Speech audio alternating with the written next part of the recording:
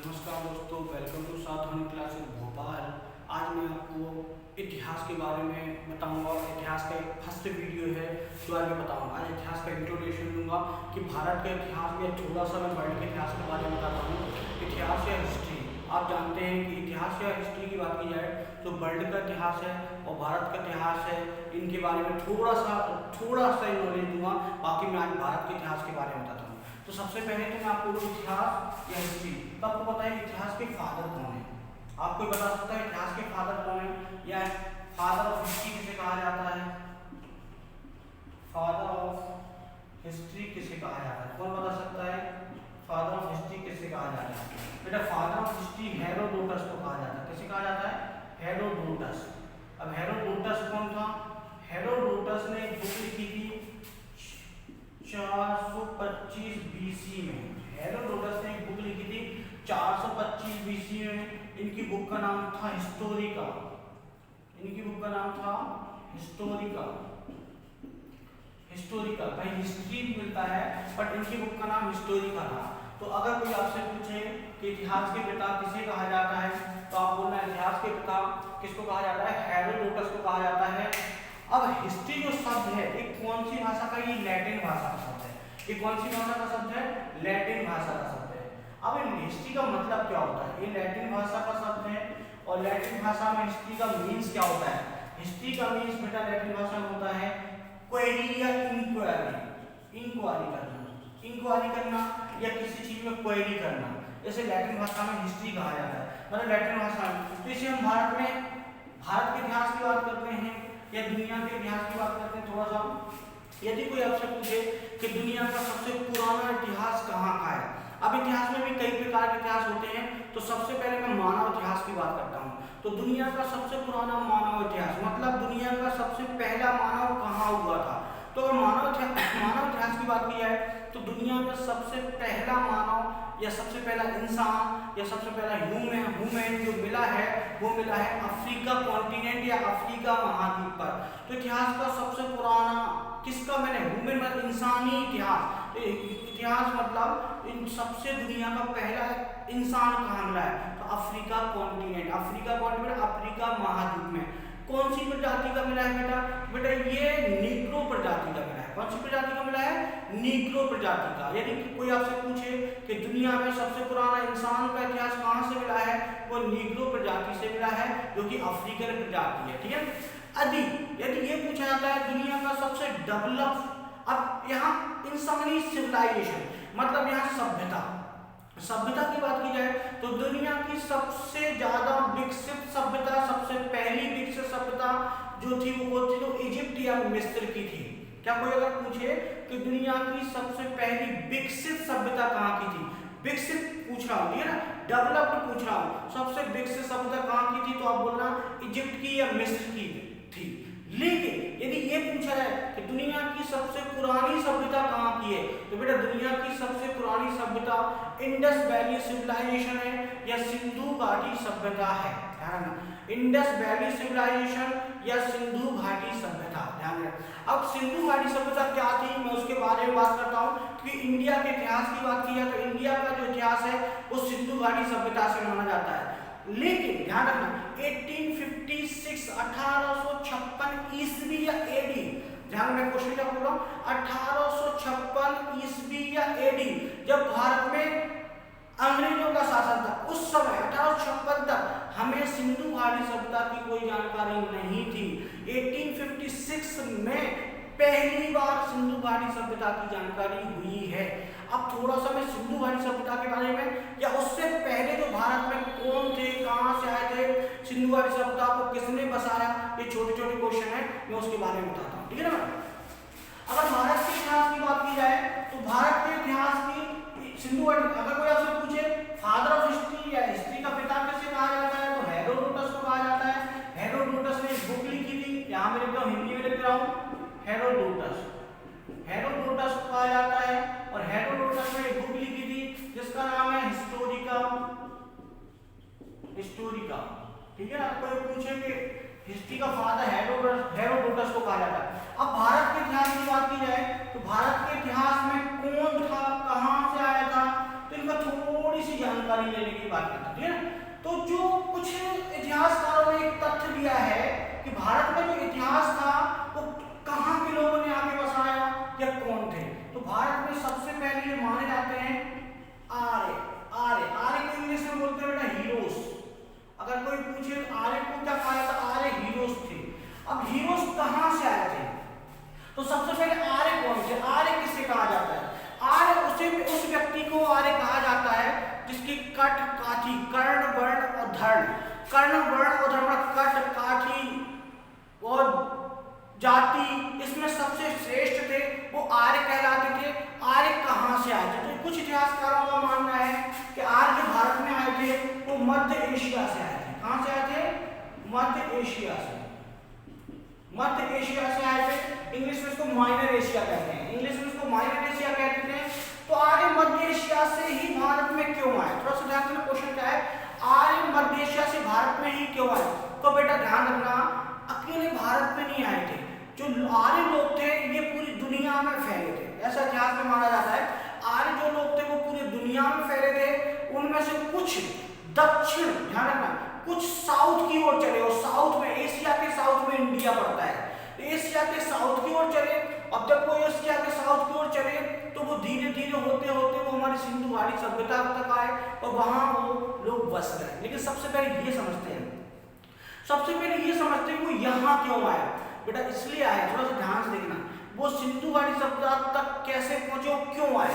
वो इसलिए आए बेटा सिंधु घाटी सभ्यता क्योंकि एक शब्द में बोल दो, रोटी कपड़ा और मकान की तलाश में। रोटी कपड़ा और मकान की तलाश में क्यों? क्योंकि बेटा मध्य एशिया में सबसे पहला यहाँ जो व्यू दिया गया वो तुर्क का दिया गया है। क्योंकि तुर्क से ऐसा माना जाता है कि तुर्क से लोग पूरी दुनिया में फैले, ठीक है। लेकिन तुर्क से क्यों फैले बेटा? इसलिए फैले क्योंकि तुर्क में बहुत ज्यादा आइस एज के समय बहुत ज्यादा बर्फबारी होने लगी, वहां लोगों को रहने के लिए जगह नहीं बची, तो इन्होंने वहां से पलायन करना, पलायन मतलब एस्केप करना, पलायन करना, एस्केप करना वहां से शुरू किया। और ये धीरे धीरे धीरे कहीं किसी दिशा में चले गए, कहीं किसी दिशा में चले गए। तो उनमें से कुछ लोग थे जो कहाँ आए? इंडिया की ओर आए, भारत की ओर आए। अब इंडिया भारत इसके कितने नाम बोलिए आपको मैं बता रहा हूँ। लेकिन यदि कोई आपसे ऐसा पूछता है कि आर्य की लेकिन कोई आपसे ऐसे पूछता है कि भारत की नेटिव कास्ट कौन सी है? नेटिव मतलब मूल जाति कौन सी है? देखिए यदि आर्य अपनी जगह है, क्वेश्चन ऐसा आता है भारत की मूल जाति कौन सी है? भारत की मूल जाति, इसको बोलते हैं नेटिव कास्ट। भारत की नेटिव कास्ट कौन सी है? ध्यान रखना, भारत की जो नेटिव कास्ट है बेटा, भारत की नेटिव कास्ट है वो है द्रविड़, आर्य नहीं है। भारत की नेटिव कास्ट कौन सी है बेटा? द्रविड़ है, आर्य नहीं है। भारत की मूल जाति जो है वो द्रविड़ है, आर्य नहीं है, सबसे पहले याद रखना। और द्रविड़ भारत में कहाँ पाई जाती है बेटा? द्रविड़ भारत में दक्षिण भारत में या साउथ इंडिया में पाई जाती है, ठीक है। अब इस क्वेश्चन को ऐसा पूछे कि सिंधु घाटी सभ्यता की मूल कास्ट कौन सी थी, तो आर्यों को माना गया, ठीक है। थोड़ा सा ध्यान से देखना, यदि मैं आपसे बोलूं आर्य कौन थे, कहां से आए थे, तो मैं सबसे पहले आर्यों का आगमन, तो आर्य जो था, आर्यों का आगमन मध्य एशिया से आए थे, बहुत अच्छी बात है। लेकिन आगमन कहां हुआ तो ध्यान से देखना। सबसे पहले एशिया, मध्य एशिया से आए, तो ध्यान रखना मध्य एशिया से जब आए तो मध्य एशिया है कहां? तो मध्य एशिया सबसे ज्यादा माना जाता है वो तुर्की को माना जाता है। तुर्की वाले एरिया को सबसे ज्यादा व्यू मिले कि जो आए थे वो तुर्की वाले एरिया से आए थे। फिर कहां होते हुए भारत में आए? तो बेटा ये सबसे पहले मध्य एशिया से चले कि आए हिंदू कुश पर्वत, हिंदू कुश पर्वत। अभी हिंदू कुश पर्वत कहाँ है? एट ए टाइम ये अफगानिस्तान में है। एट ए टाइम ये कहाँ है? अफगानिस्तान। एट ए टाइम ये अफगानिस्तान और पाकिस्तान के बीच में है, ठीक है। अभी भारत उस समय अफगानिस्तान और पाकिस्तान कुछ नहीं था, ठीक है ना। सबसे पहले ये हिंदू कुश पर्वत पर आए और हिंदू कुश पर्वत से फिर कहाँ आए? हिंदू कुश पर्वत से बेटा ये आए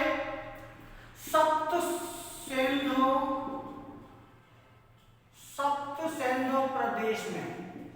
सप्तसेंधो प्रदेश वो होता है जो कि हिमालय से थोड़ा सा, हिमालय के वेस्ट में जुड़ा हुआ है, उस एरिया को सप्तसेंधो प्रदेश बोलते हैं। फिर ये खैबर पास या खैबर दर्रे में आए जो पाकिस्तान में है, खैबर दर्रा। फिर ये कहाँ है बेटा? खैबर दर्रा, दर्रा मतलब होता है पास, इंग्लिश में खैबर दर्रे को बोलते हैं पास। फिर ये खैबर दर्रे पर आए और खैबर दर्रे से फिर ये सिंधु घाटी सभ्यता के आसपास रुक गए। अब क्यों रुके सिंधु घाटी सभ्यता, थोड़ा सा ध्यान से देखना। अब जब ये यहां से चले, मध्य एशिया से चले और ये घूमते घूमते एक दिन में नहीं आए बेटा, इन्होंने यहाँ पर धीरे धीरे धीरे धीरे कई साल गुजारे और धीरे धीरे कई साल होते हुए ये सिंधु घाटी सभ्यता के एरिया में आ गए। ध्यान रखना, यदि ये सिंधु घाटी सभ्यता के एरिया में आए तो यहाँ 3-4 चीजें को बहुत अच्छी मिल गई, मतलब इन्हें वो क्लाइमेट मिल गया जो इन्हें क्लाइमेट की जरूरत थी। जिस क्लाइमेट की, जिस वातावरण की जरूरत थी इन्हें सिंधु घाटी सभ्यता के आसपास वो वातावरण मिल गया। जब इन्हें वो वातावरण मिला तो इन्होंने अपने आप को कहां बसा दिया, सिंधु घाटी सभ्यता में बसा दिया। तो ऐसा माना जाता है आर्य कहां सबसे पहले आए थे भारत में, तो आर्य सबसे पहले सिंधु घाटी सभ्यता में आए थे। और ध्यान रखना, अगर सिंधु घाटी सभ्यता की बात की जाए तो ये कोई छोटी बड़ी चीज नहीं है। सिंधु घाटी सभ्यता की बात की जाए तो छोटी बड़ी चीज नहीं है। ये सिंधु घाटी सभ्यता में कितने बसे थे, क्या बसे थे, सबसे पहले ये समझते आर्यों का आगमन। तो आर्य कहां से होके आए थे, तो पहले ये लिख लीजिए, ये मोस्ट इंपोर्टेंट है, ये लिख लीजिए कि आर्य कहां से होते हुए भारत में आए और फिर सिंधु घाटी सभ्यता में कितने कहां बसे वो मैं बता रहा हूं, ठीक है ना। लिख लीजिए फटाफट,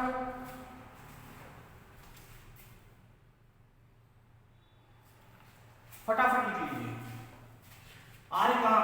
तो सबसे पहले मध्य एशिया से लोग आए, फिर मध्य एशिया से हिंदू कुश पर्वत आए जो कि पाकिस्तान और अफगानिस्तान के बीच में है, सप्त सेंद्र प्रदेश और खैबर दर्रा। आज आपको पता है खैबर दर्रा भारत को और पाकिस्तान को जोड़ता है। अगर एक क्वेश्चन आता है भारत और पाकिस्तान को कौन सा दर्रा जोड़ता है, तो बेटा भारत और पाकिस्तान को खैबर दर्रा जोड़ता है। जब मैं ज्योग्राफी पढ़ाऊंगा तो आपको बताऊंगा दर्रे क्या होते हैं। भारत में लगभग 22 स्पेशल दर्रे हैं जो पूछे जाते हैं कि टुजू दर्रा कहाँ है, खैबर दर्रा कहाँ है, घोर दर्रा कहाँ है। छोटे छोटे दर्रे होते हैं, बताऊंगा कहाँ कहाँ पाए जाते हैं। तो सबसे पहले आपको खैबर दर्रा जो भारत और पाकिस्तान में, और सिंधु घाटी सभ्यता की बात की जाए तो ये भी भारत और पाकिस्तान में है, भारत और पाकिस्तान में है। अब ध्यान रखना, ये तो इनके आने की, आर्य कहां से होते हुए आए थे उसकी बात करते हैं।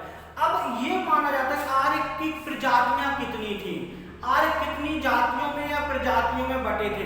तो देखिए जाति और प्रजाति में क्या अंतर होता है, पहले एक क्वेश्चन समझ लीजिए, जाति और प्रजाति में डिफरेंस क्या होता है। तो बेटा जाति वो होती है एट ए टाइम आपको है, और प्रजाति वो होती है जो लुप्त हो गई है लेकिन हम लोग उससे कहीं ना कहीं रिलेटेड हैं। तो वो प्रजाति जो पहले हुआ करती थी, जाति जो आज है। जैसे मैं एक एग्जांपल दे रहा हूं आपको, शेर जाति है, डायनासोर प्रजाति है। क्यों, डायनासोर खत्म हो गए, तो डायनासोर क्या है, कोई वो जाति जो खत्म हो गई उसे प्रजाति कह देते हैं, जो भी है वो उसको जाति कह देते हैं। तो प्रजाति मतलब जो आर्य थे वो कौन कौन सी प्रजाति के थे, थोड़ा सा ध्यान से देखना।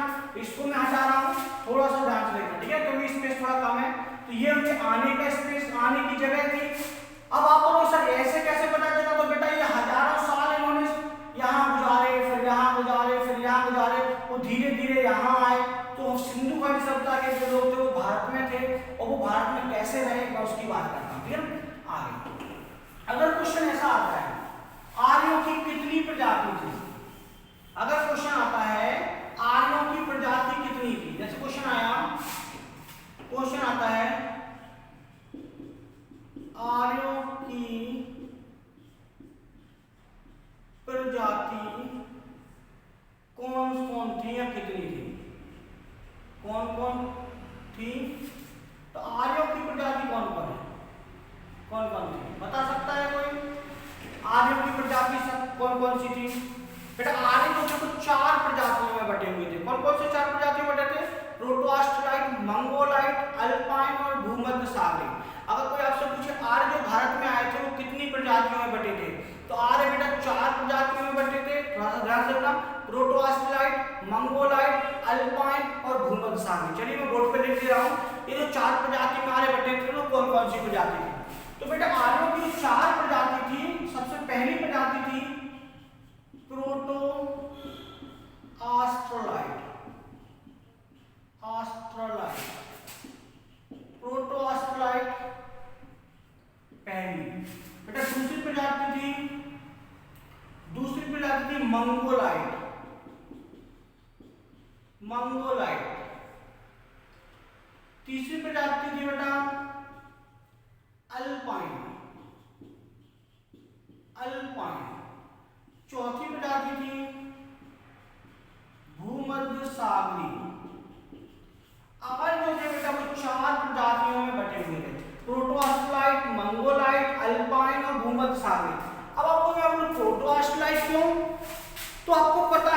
इतिहास में आपने थोड़ा आगे जाओगे, ज्योग्राफी का क्वेश्चन है, भारत का दक्षिणी हिस्सा, भारत का दक्षिण का क्या है, भारत को मेनली दो पार्ट्स में डिवाइड किया भारत की ज्योग्राफी को, आपको पता हो, एक द्रविड़ वाला पार्ट और एक मैं आपको बताऊंगा अभी, एक नॉर्थ वाला पार्ट और एक साउथ वाला पार्ट, ठीक है ना।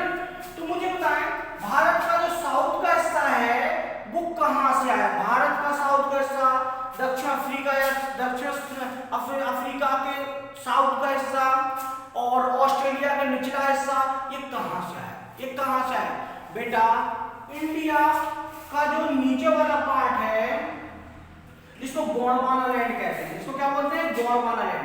तो बेटा ध्यान रखना, ये थोड़ा सा ध्यान रखना कि जो भी भारत का निचला हिस्सा है वो ऑस्ट्रेलिया का टुकड़ा है, किसका टुकड़ा है, ऑस्ट्रेलिया।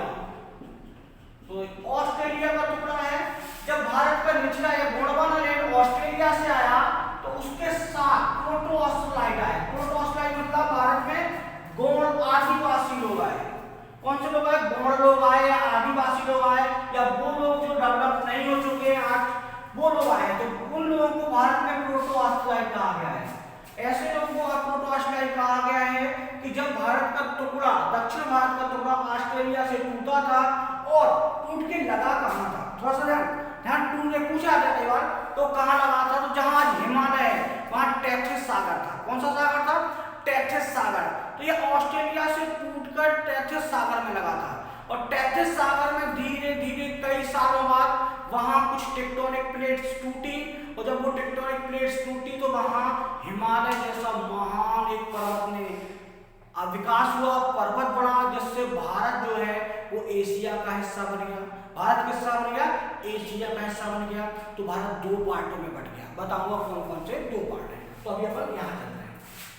फिर मंगोलाइट, अल्पाइन और भूमध्य सागरी, तुम्हें बताऊंगा ये कौन कौन से लोग हैं। और अभी तो आप इतना याद रखो कि आर्य जो थे वो चार प्रजातियों में बटे हुए थे, प्रोटो ऑस्ट्रेलाइट, मंगोलाइट, अल्पाइन और भूमध्य सागरी, ये आर्य थे, ठीक है ना।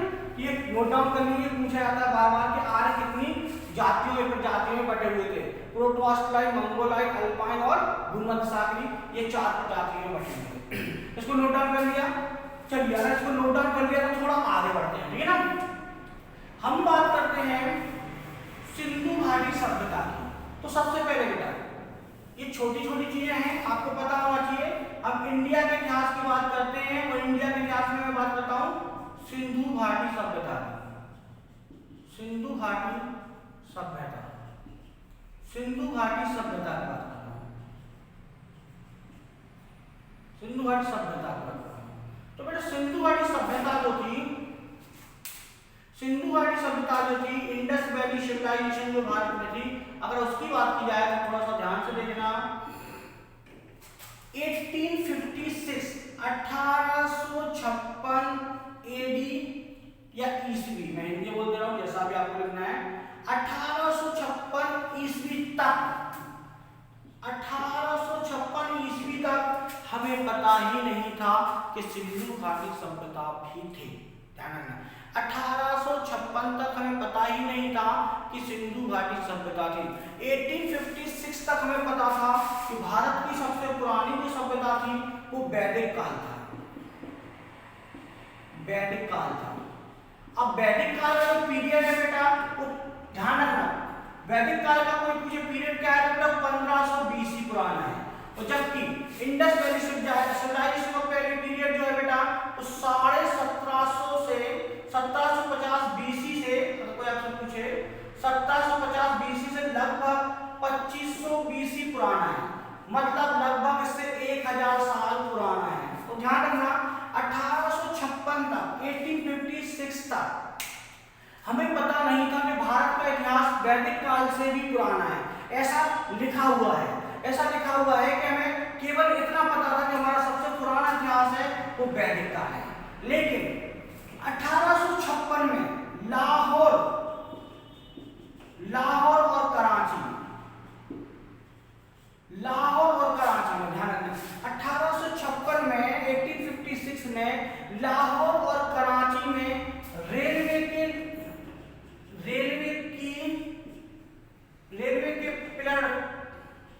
पिलर या चलो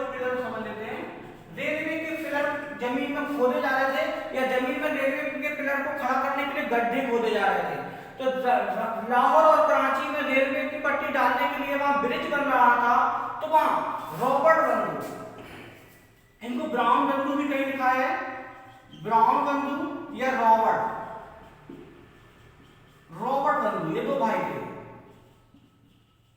ब्राउन बंधु या रॉबर्ट बंधु रेलवे की खुदाई करवा रहे थे, तो वहां उन्हें जमीन से कुछ बने हुए मकान के अवशेष मिले। क्वेश्चन क्या बोल रहे हैं, 1856 में ब्राउन बंधु या रॉबर्ट बंधु रेलवे की खुदाई करवा रहे थे, तो वहां जमीन से उन्हें कुछ मकान बने हुए अवशेष मिले। क्या यहाँ जमीन के नीचे कोई ईंटें मिली।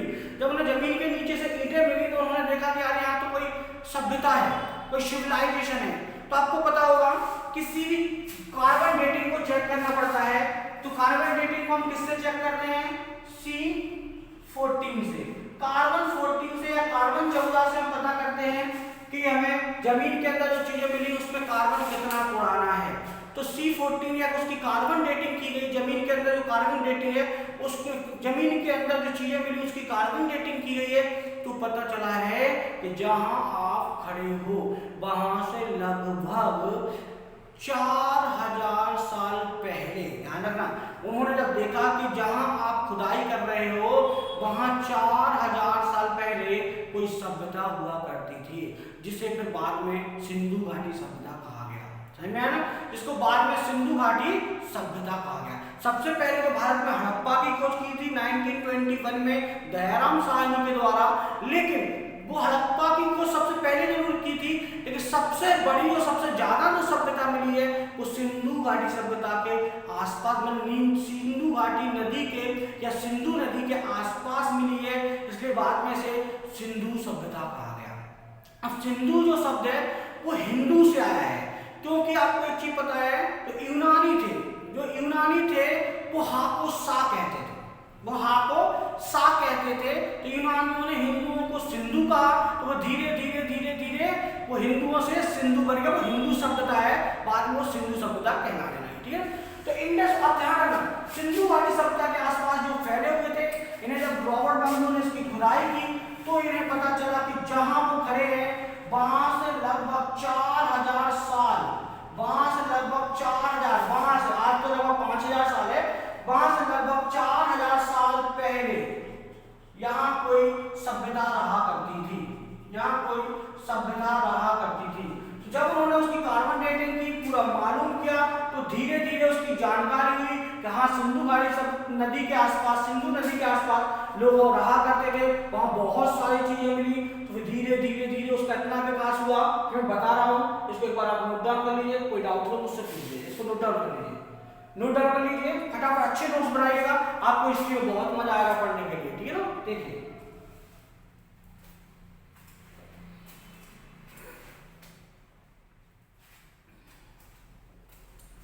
फटाफट कर लीजिए, फटाफट इसको नोट डाउन कर लीजिए। अब मैं थोड़ा सा सिंधु के बारे में डिस्क्रिप्शन दूंगा, फिर अगर आप चाहो तो उसके नोट्स भी बना सकते हैं, कोई इशू नहीं है। मैं थोड़ा सा अभी एक डिटेल में डिस्क्रिप्शन दे रहा हूँ और अभी ओवरव्यू दूंगा। आज मैं आपको हिस्ट्री का केवल ओवरव्यू दूंगा, फिर धीरे धीरे डिटेल में मैं टॉपिक वाइज टॉपिक पूरी हिस्ट्री को खत्म कर दूंगा, आपको पता भी चलेगा, आपको बहुत मजा आएगा। ठीक है ना, तो पहले ये वाली चीज देख लीजिए, इसको नोट डाउन कर लीजिए। यदि इसको नोट डाउन कर लिया है तो थोड़ा सा अगर आप अब आपसे कोई पूछे कि 1856 से पहले, 1856 से पहले सबसे पुरानी सभ्यता हम कौन सी मानते थे, तो हम वैदिक काल को मानते थे। ठीक है, वैदिक पीरियड को दो है, उत्तर वैदिक पीरियड, अब बताऊंगा ऋग वैदिक पीरियड और उत्तर वैदिक पीरियड, इसको भी दो भागों में बांटा गया, चाहो तो मैं अभी बता दे रहा हूं। वैदिक काल को हमने दो पार्ट्स में डिवाइड किया गया है, एक पार्ट हमारा ये है ऋग वैदिक पीरियड, ऋग वैदिक काल, और एक हमारा उत्तर वैदिक काल, उत्तर वैदिक काल, एक ऋग वैदिक काल है, एक उत्तर वैदिक काल है। बेटा जो ऋग वैदिक काल का टाइम है, अगर कोई आपसे पूछे ऋग वैदिक काल का टाइम, इसको अर्ली वैदिक पीरियड बोलते हैं, और लेटर इसको लेटर वैदिक पीरियड बोलते हैं, इसको अर्ली वैदिक पीरियड बोलते हैं। ठीक है ना, इस ऋग वैदिक काल का बेटा जो टाइम है वो 1500 BC से 1000 BC ओल्ड है। ठीक है ना, ऋग वैदिक काल का जो पीरियड है वो कितना है, 1500 से 1000 पीरियड BC ओल्ड है। तो जबकि इसकी बात की जाए तो 1000 BC से 1000 BC से 600 BC तक माना गया है। क्यों माना गया बेटा 600 BC? क्योंकि यहाँ से जैसे आप 600 पे आओगे, यहाँ से धार्मिक काल स्टार्ट हो जाता है, यहाँ से धार्मिक आंदोलन स्टार्ट हो जाता है, यहाँ से महाजनपद स्टार्ट हो जाता है। तो इसके बाद धार्मिक आंदोलन और महाजनपद स्टार्ट हो जाता है, तो यहाँ से दूसरा स्टार्ट हो जाता है महाजनपद, धार्मिक, और हम इसको बोलते हैं भारत का एंशिएंट काल। ठीक है ना? चलिए इसको फिर बाद में पढ़ते हैं, थोड़ा सा वैदिक काल की बात करते हैं, थोड़ा सा सिंधु घाटी सभ्यता की बात करते हैं। तो अब यह ध्यान रखना, वैदिक काल को हमने 2 पार्ट्स में डिवाइड किया है, एक ऋग वैदिक काल और दूसरा उत्तर वैदिक काल। ये अपन आगे पढ़ेंगे। ठीक है ना? आज तो केवल मैं आपको एक इंट्रोड्यूस कर रहा हूँ। ठीक है ना? चलिए आगे चलते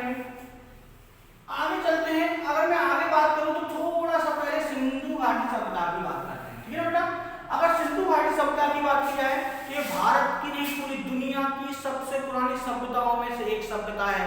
मैं ये नहीं कह रहा हूं ये सबसे पुरानी सभ्यता है, लेकिन दुनिया की जितनी भी सबसे पुरानी सभ्यता है उनमें से एक हमारी सिंधु घाटी सभ्यता है, जो लगभग आज से 5000 साल पुरानी सभ्यता है। ठीक है?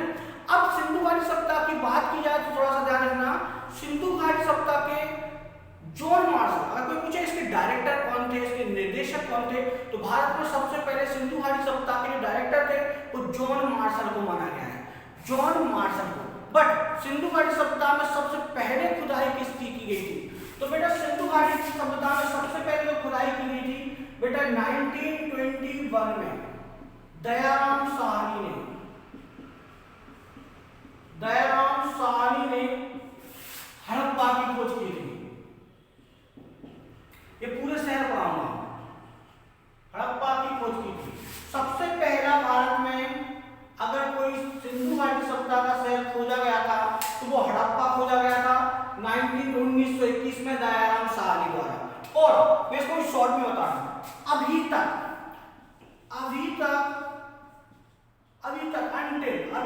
कितने शहर खोजे जा चुके हैं? ये क्वेश्चन पूछा जा सकता है कि सिंधु घाटी सभ्यता के अभी तक कितने शहर खोजे जा चुके हैं? तो कोई बता सकता है? अगर किसी को पता है तो प्लीज कमेंट करके बताइएगा कि सिंधु घाटी सभ्यता के अभी तक कितने शहर खोजे जा चुके हैं। तो बेटा अभी तक सिंधु घाटी सभ्यता के 1500 शहर खोजे जा चुके हैं।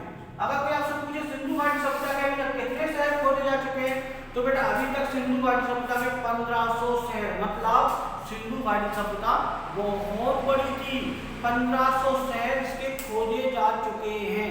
अगर कोई आपसे पूछे सिंधु घाटी सभ्यता का सबसे बड़ा शहर कौन सा है, तो मैं बड़ा, सबसे ज्यादा डेवलप, ध्यान रखना। तो कोई बोले सबसे विकसित, सिंधु घाटी सभ्यता का सबसे विकसित शहर कौन सा है?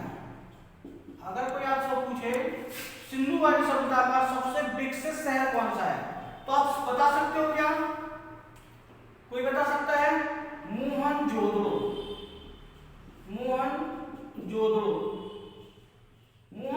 जो है बेटा, ये सिंधु घाटी सभ्यता कहां से है, इसकी खोज किसने की, मैं पूरा डिटेल में बताऊंगा, अभी केवल ओवरव्यू दे रहा हूं। ठीक है ना? सिंधु घाटी सभ्यता का सबसे विकसित शहर कौन सा है बेटा? मोहनजोदड़ो है, ध्यान रखना। और सबसे बड़ा, अगर बोले सिंधु घाटी सभ्यता का सबसे बड़ा शहर कौन सा है, ये तो था सबसे विकसित, सबसे बड़ा शहर कौन सा है? ये बेटा है धौलावीरा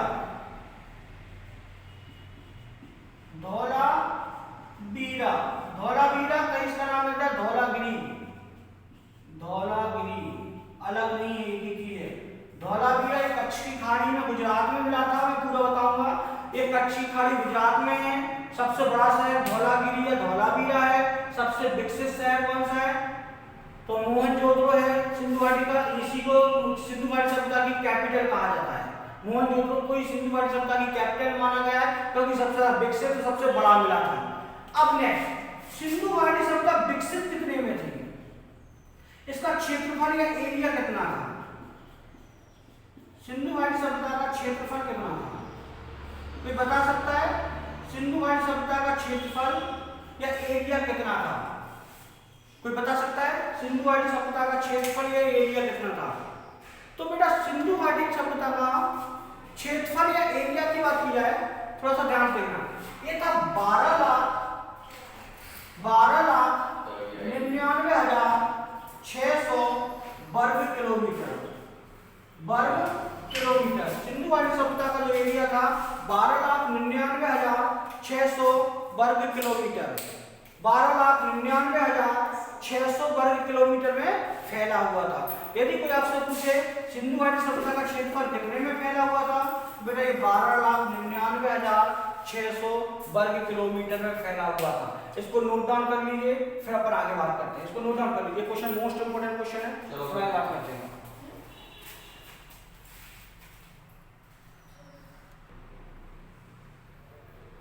चलिए बेटा इसको नोट डाउन कर लिया है, इसको नोट डाउन कर लीजिए। सिंधु घाटी सभ्यता में अभी तक कितने शहर खोजे जा चुके हैं मैं आपको बता चुका हूँ। सिंधु घाटी सभ्यता में अभी तक कितने शहर खोजे जा चुके हैं बेटा, अभी 1500 शहर खोजे जा चुके हैं।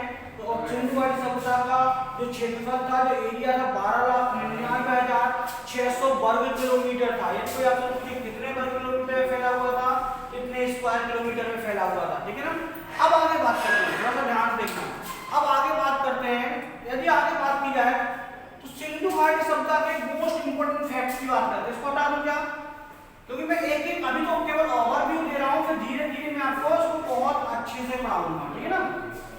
नेक्स्ट, यदि सिंधु घाटी सभ्यता की बात की जाए तो कभी क्वेश्चन पूछा जाता है सिंधु घाटी सभ्यता के जो लोग थे वो कैसे थे, क्या इनका पहनावा था, कैसी खेती करते थे, बहुत आसान है। तो मैं कुछ इंपोर्टेंट फैक्ट्स बता रहा हूं, ठीक है ना। कोई अगर पूछे अपन चाहते हैं सबसे पहले क्रॉप में, तो कोई पूछे आपको सिंधु घाटी सभ्यता में सबसे पहली फसल कौन सी थी, तो बेटा यहाँ दो क्वेश्चन बनते हैं। एक क्वेश्चन बनता है सिंधु घाटी सभ्यता की पहली फसल, पहली सिंधु घाटी सभ्यता की पहली फसल, एक क्वेश्चन ऐसा बनता है। दूसरा क्वेश्चन ऐसा बनता है सिंधु घाटी सभ्यता की पहली खाद्य फसल, खाद्य फसल, खाने वाली फसल। तो बेटा सिंधु घाटी सभ्यता की पहली अगर फसल की बात की जाए तो सिंधु घाटी सभ्यता की पहली जो फसल है बेटा वो है जवा, या जो आप लोग बोलते हो, या जवा, जवा या इसी को बोलते हो बेटा जो, इसी को जो बोलते हो, इसी को जो बोलते हो या जवा बोलते हो, ठीक है। तो सिंधु घाटी सभ्यता की जो पहली फसल थी वो जो या जवा थी, ठीक है।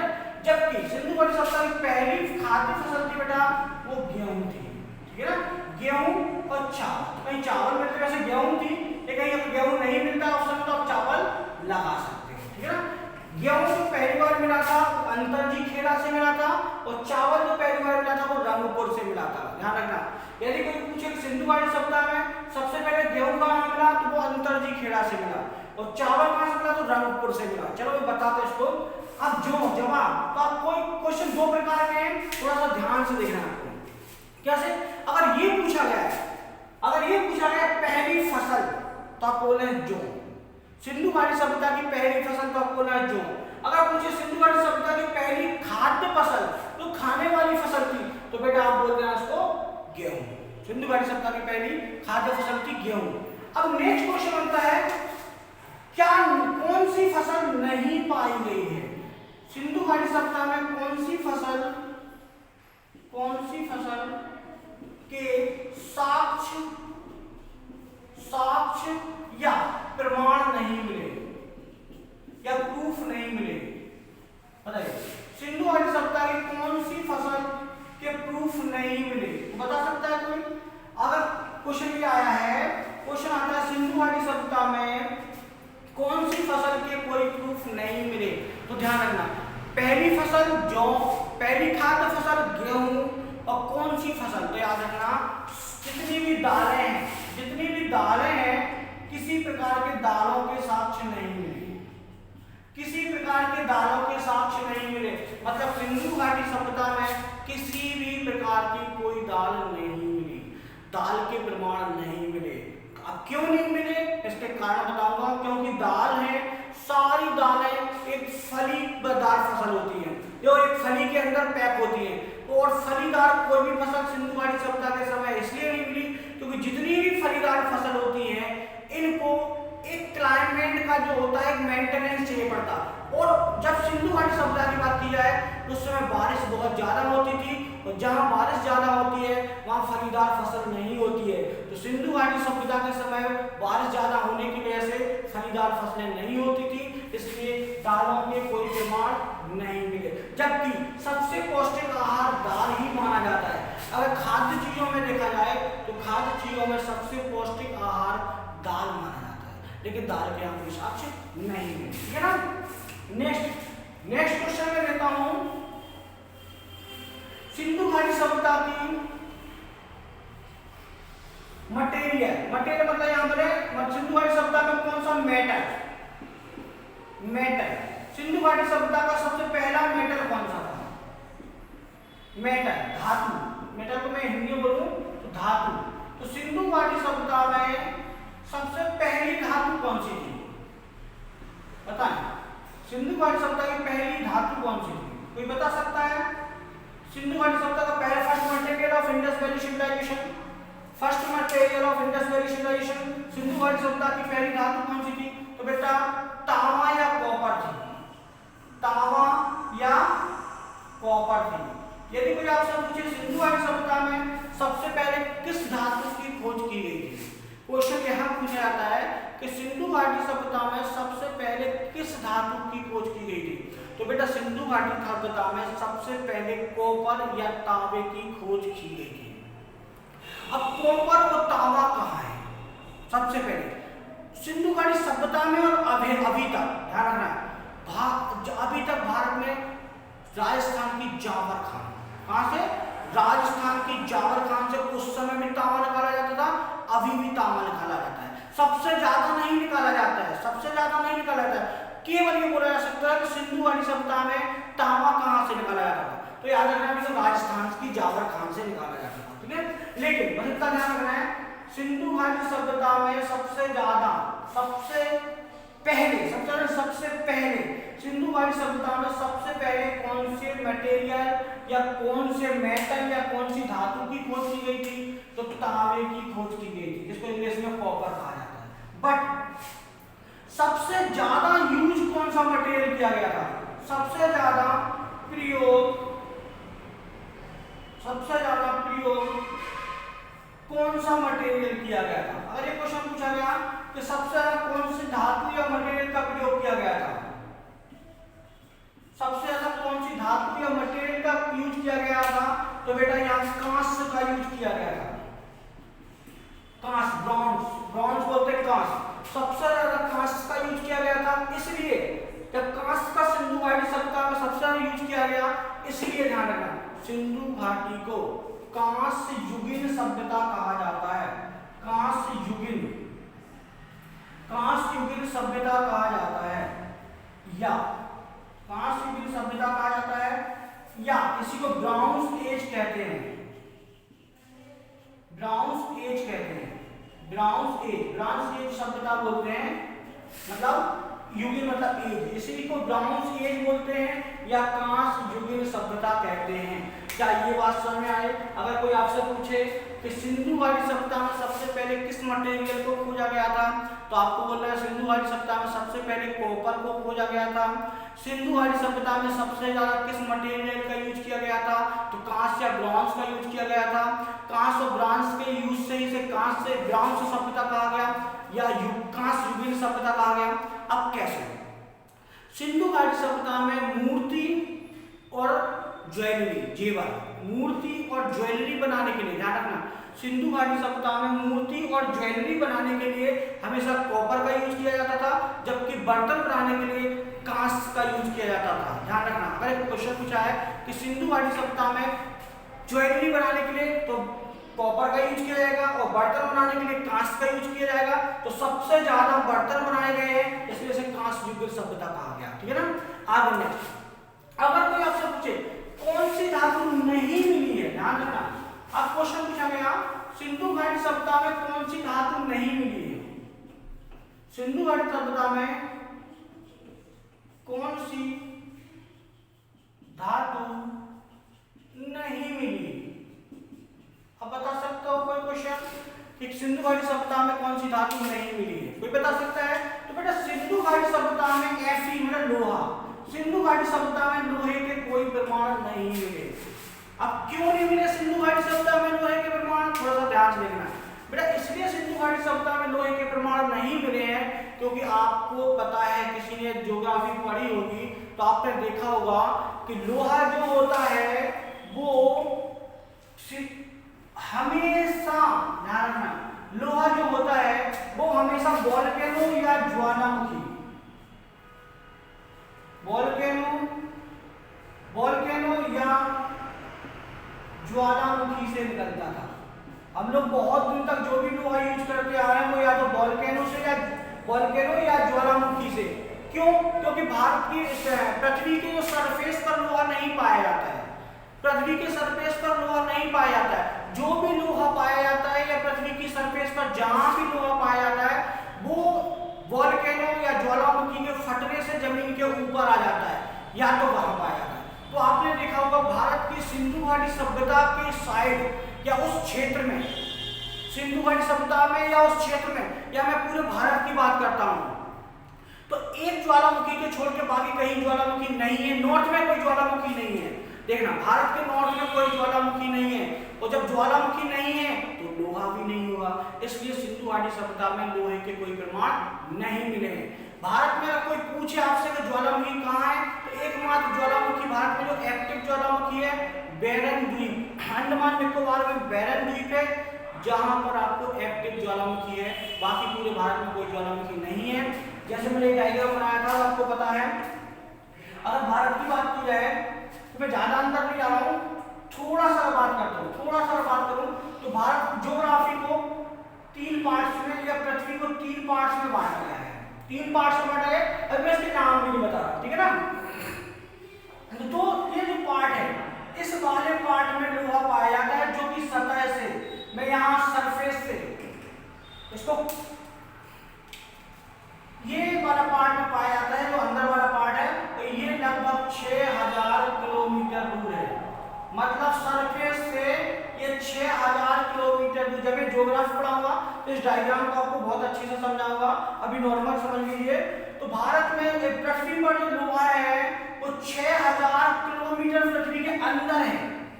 अब इतने अंदर से कोई लोहा निकालेगा नहीं, क्योंकि अभी तक हम मात्र पृथ्वी के 13 किलोमीटर अंदर तक गए हैं। अगर कोई आपसे पूछे तो 13000 मीटर या 13 किलोमीटर, हम पृथ्वी के मात्र 13000 मीटर अंदर तक गए हैं। मीटर या किलोमीटर में बोले तो 13 किलोमीटर, मात्र हम पृथ्वी के अभी 13 किलोमीटर अंदर तक गए, इससे ज्यादा कोई नहीं जा पाया। तो और लोहा जो पाया जाता है वो 6000, ध्यान रखना, 6000 किलोमीटर अंदर तक पाया जाता है, समझ में ना। तो अब इतने अंदर तक तो कोई जा नहीं पाया, और जहां ज्वालामुखी या वोल्केनो है वही लोहे के प्रूफ या साक्ष्य मिले। तो भारत में ज्वालामुखी नहीं थे। यदि कोई आपसे पूछे कि भारत की सिंधु घाटी सभ्यता में किस मटेरियल की जानकारी नहीं मिलती है, तो आप बताना भारत की सिंधु घाटी सभ्यता में लोहे की जानकारी नहीं मिलती है। क्वेश्चन आपसे पूछा है सिंधु घाटी सभ्यता में सबसे पहले किस मटेरियल की जानकारी मिलती है, किस धातु की जानकारी मिलती है, तो आप बोलो तांबे की जानकारी मिलती है। सबसे ज्यादा यूज कौन सा हुआ था, कांस्य यूज हुआ था। कौन सा मटेरियल नहीं मिला, वो आपको लोहा नहीं मिला। इसको एक बार देख लीजिए, लिख लीजिए 2 क्वेश्चन जो बचे हुए हैं, फिर आगे चलते हैं, ठीक है।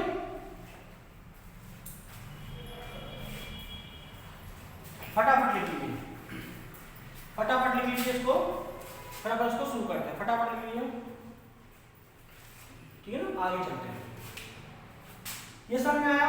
तो डाउट मैं एक बार रिवीजन करवा दे रहा हूँ, आज का क्या पढ़ा, जो इंपॉर्टेंट क्वेश्चन थे, फिर इसको अपन धीरे धीरे करेंगे। अगर कोई आपसे पूछे भारत में सिंधु घाटी सभ्यता के लोग कौन थे, तो आपको बोला आर्य थे। आर्य कहाँ से आए थे वो मैंने आपको बताया था। आर्य जो थे ये मध्य एशिया या माइनर एशिया से आए थे। इसको आज टर्की बोला गया, तुर्की बोला गया। ये धीरे धीरे कहाँ से होते हुए आए, ये हिंदू कुश पर्वत आए, फिर सप्तसेंडो प्रदेश आए, फिर खैबर दर्रा आए, फिर सिंधु घाटी सभ्यता के आसपास बसे। अगर आपसे कोई पूछे आर्यों की प्रजाति कितनी थी, तो मैंने आपको बताया आर्य की प्रजाति 4 थी। कौन कौन सी थी, प्रोटोस्टेराइट, मंगोलाइट, अल्पाइन, भूमध्यसागरीय, 4 प्रजाति थी। यदि कोई आपसे पूछे आज भारत की मूल जाति कौन सी है, ध्यान रखना, यदि कोई आपसे पूछे भारत की मूल जाति कौन सी है, तो बेटा भारत की जो मूल जाति है वो कौन सी है, द्रविड़ है, आर्य नहीं है, ठीक है ना। आगे चलते हैं। यदि कोई आपसे पूछे सिंधु घाटी सभ्यता का क्षेत्रफल कितना, तो 12,99,600 वर्ग किलोमीटर में फैला हुआ था। नेक्स्ट क्वेश्चन को पूछ सकते हैं, अभी तक हम लोगों ने सिंधु घाटी सभ्यता, क्वेश्चन पूछा जा सकता है, अभी तक हम लोगों ने सिंधु घाटी सभ्यता के कितने शहर खोजे हैं? तो बेटा अभी तक हम लोगों ने सिंधु घाटी सभ्यता के 1500 शहर को खोजा जा चुका है। कोई पूछता है कि सिंधु घाटी सभ्यता का सबसे बड़ा शहर कौन सा है? तो मैंने आपको बताया था धौलावीरा, धौलावीरा या धौलागिरी, एक ही चीज है, ठीक है ना। नेक्स्ट कोई आपसे पूछे सिंधु घाटी सभ्यता का सबसे विकसित शहर कौन सा है? तो बेटा सिंधु घाटी सभ्यता का सबसे विकसित शहर जो है मैंने आपको बताया था मोहनजोदड़ो है, मोहनजोदड़ो या मोहनजोदाड़ो उसी को बोलते हैं। यदि कोई आपसे पूछे सिंधु घाटी सभ्यता, है ना, यदि कोई आपसे पूछे सिंधु घाटी सभ्यता का, ध्यान रखना, सिंधु घाटी सभ्यता का सबसे ज्यादा रोजगार, ये मैंने क्वेश्चन नहीं बताया, आगे बताऊंगा, सिंधु घाटी सभ्यता का सबसे ज्यादा रोजगार देने वाला शहर कौन सा है? तो बेटा इसको बोलते हैं लोथल। लोथल क्यों बोलते हैं? क्योंकि यहाँ पर लोथल में फैक्ट्रियां मिली, मतलब उस समय हीरे तराशने की फैक्ट्रियां मिली, मतलब हीरे को पॉलिशिंग करने की फैक्ट्री मिली। उस समय सबसे ज्यादा गुलाम भी लोथल मिले, और लोथल एकमात्र जगह ऐसी थी सिंधु घाटी सभ्यता की, ध्यान रखना, सिंधु घाटी सभ्यता की लोथल एकमात्र ऐसी जगह थी जहां पर बंदरगाह, पोर्ट या बंदरगाह के साक्ष्य मिले, जिससे पता चला है कि सिंधु घाटी सभ्यता में अंतरराष्ट्रीय व्यापार चला करते थे। अब सिंधु घाटी सभ्यता के जो अंतरराष्ट्रीय व्यापार चला करते थे वो कौन कौन से देश से चला करते थे? ये क्वेश्चन पूछा जा सकता है कि सिंधु घाटी सभ्यता में जो व्यापार, जो बिजनेस चलती थी इंटरनेशनल, वो इंटरनेशनल बिजनेस कौन कौन से, है ना, इंटरनेशनल बिजनेस है वो कौन कौन से देश से चलती थी? ध्यान रखना बेटा, भारत में सिंधु घाटी सभ्यता कैसे पता चला? तुम्हें ये पता चला है हमारे यहाँ की जो सिक्के हैं, हमारे यहाँ की जो कॉइन है, जो इंडस वैली के कॉइन है, वो हमें अदर कंट्रियों के बंदरगाह पर मिले, वो हमें दूसरे देशों में मिले। तो देखो बेटा, जब हमारे यहाँ का कॉइन किसी और कंट्री में मिला और किसी और कंट्री का कॉइन हमारी कंट्री में मिला, तो वो बंदरगाह पर मिला, पोर्ट पर मिला, तो मतलब हमारे यहाँ और दूसरे पर सिंधु घाटी सभ्यता और जैसे इंडस वैली सभ्यता या मिस्र की सभ्यता, जिसको इजिप्ट की सभ्यता बोलते हैं, मिस्र की सभ्यता, तो ये जो सभ्यताओं के बीच में जो आदान प्रदान हुआ करता था, किसका? पैसों का हो सकता है, वस्तु का हो सकता है, तो जो सिक्के मिले उनसे पता चला कि भारत की सिंधु घाटी सभ्यता का जो व्यापार था वो इंटरनेशनल माना जाता है। हम नेक्स्ट क्वेश्चन पूछाता है सिंधु घाटी सभ्यता के किस शहर को डेथ ऑफ वैली कहा जाता है? सिंधु घाटी सभ्यता के किस शहर को डेथ ऑफ वैली कहा जाता है? तो मोस्ट इंपोर्टेंट है, पूछा जा सकता है। तो मोहनजोदड़ो को डेथ ऑफ वैली कहा जाता है। डेथ ऑफ वैली मतलब मृतकों का टीला, मृतकों का टीला मतलब यहाँ पर एक साथ 38 सब मिले, इसलिए से मृतकों का टीला कहा जाता है। चलिए और भी बहुत सारे क्वेश्चन हैं, मैं आपको बताऊंगा। यदि आपको वीडियो समझ में आया तो प्लीज़ इसको लाइक करें, सब्सक्राइब करें, और ये पहला हिस्ट्री का वीडियो था, इसको लाइक करें, सब्सक्राइब करें, अपने दोस्तों में शेयर करें, और कोई भी डाउट नहीं आता तो प्लीज़ कमेंट करके जरूर बताएं। Thank you class.